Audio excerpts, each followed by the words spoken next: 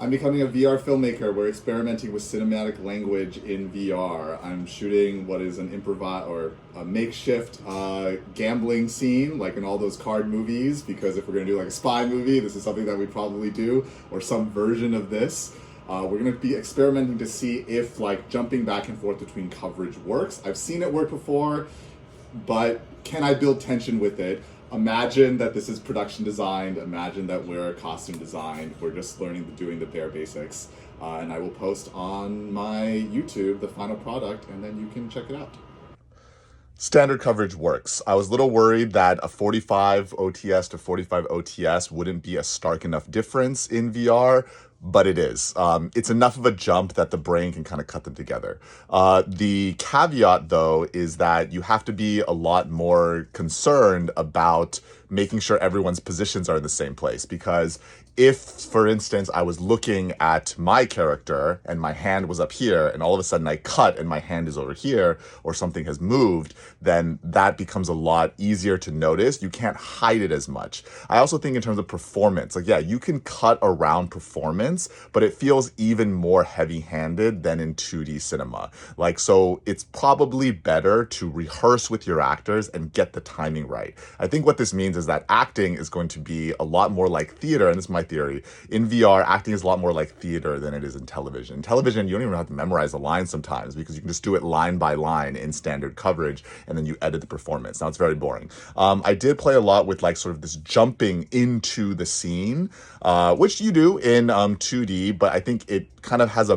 bigger effect in VR, especially when you put that camera really low onto the table.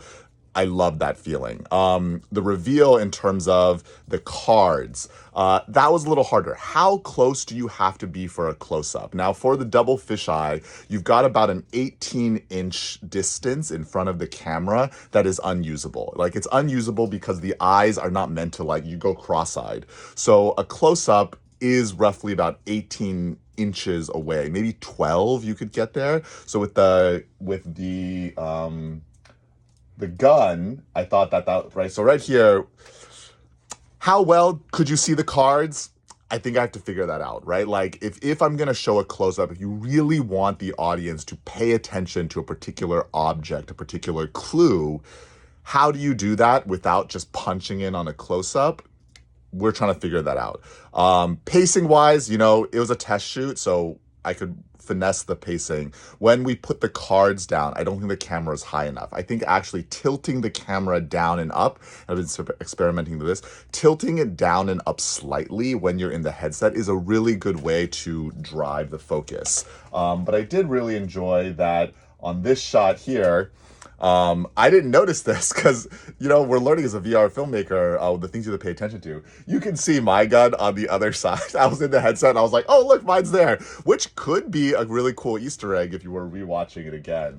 But then I do really like, you know, cut on action works as well. This shot where reveal, oh, I actually have it already.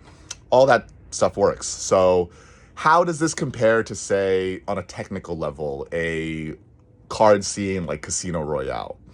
I think your actors have to be faster. I feel like that's one of the things, or slower. The actors themselves have to be more aware of the pacing of the story and the pacing of the cuts, because the less you cut, the better, right? Like, but that's kind of old school film camera mentality.